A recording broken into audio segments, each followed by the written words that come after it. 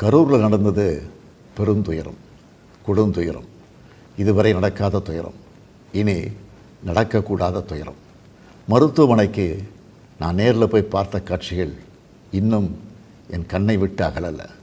கனத்த மனநிலையிலையும் துயரத்திலையும் தான் இன்னும் இருக்கேன். செய்தி கிடைச்சதும் மாவட்ட நிர்வாகத்தை முடுக்கிவிட்டு எல்லா உத்தரவுகளையும் பிறப்பித்த பின்னாலும் என்னால் வீட்டில் இருக்க முடியல. உடனே அன்றைக்கி நைட்டே கரூருக்கு போனேன். குழந்தைகள், பெண்கள்னு 41 உயிர்களை நாம் இழந்திருக்கிறோம். இறந்து போனவங்க குடும்பத்துக்கு தலா 10 லட்சம் ரூபாய் அறிவித்து அதை உடனடியாக வழங்கிட்டு இருக்கோம்.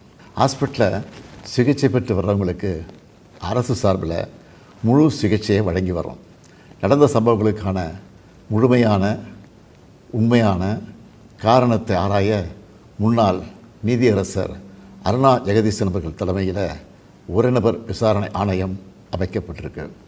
ஆணையத்தோட அறிக்கை அடிப்படையில் அரசோட அடுத்த கட்ட நடவடிக்கையில் இருக்கும்னு உறுதியளிக்கிறேன். இதற்கிடையே சோஷியல் மீடியாவில் சிலர் பரப்புற வதந்திகளையும் பொய் செய்திகளையும் பார்த்துட்டு தான் இருக்கேன்.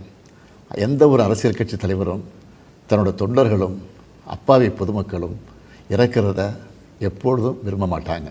இந்த சம்பவத்தில் உயிரிழந்தவங்க எந்த கட்சி சார்ந்தவங்களாக இருந்தாலும் என்னை பொறுத்த வரைக்கும் அவங்க நம்மளோட தமிழ் உறவுகள்.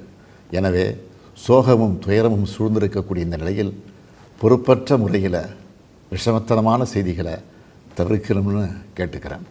அரசியல் கட்சிகள், பொது அமைப்புகள் இது போன்ற நிகழ்ச்சிகள் நடத்தும்போது இனி வரும் காலங்களில் எத்தகைய பொறுப்போடு நடந்துக்கணும்ன்ற விதிமுறைகளை வகுக்க வேண்டியது நம்ம எல்லோருடைய கடமை. எனவே நீதியரசரின் ஆணைய அறிக்கை கிடைச்ச பிறகு எல்லா அரசியல் கட்சிகள், பொது அமைப்புகளோடு ஆலோசனை நடத்தி இதற்கான விதிகள், நெறிமுறைகள் வகுக்கப்படும்னு உறுதியளிக்கிறேன். அத்தகைய நெறிமுறைகளுக்கு எல்லாரும் ஒத்துழைப்பு தருவாங்கன்னு நம்புகிறேன். மனித உயிர்களே எல்லாத்துக்கும் மேலானது. மானுடப்பற்றே அனைவருக்கும் வேண்டியது.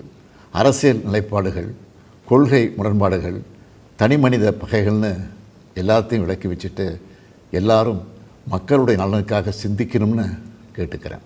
தமிழ்நாடு எப்போவுமே நாட்டுக்கு பல வகைகளில் முன்னோடியாகத்தான் இருந்திருக்கு. இதுபோன்ற நிகழ்வுகள் இனி எந்த காலத்திலையும் நடக்காமல் தடுக்க வேண்டியது நம்ம எல்லோருடைய கடமை. நன்றி, வணக்கம்.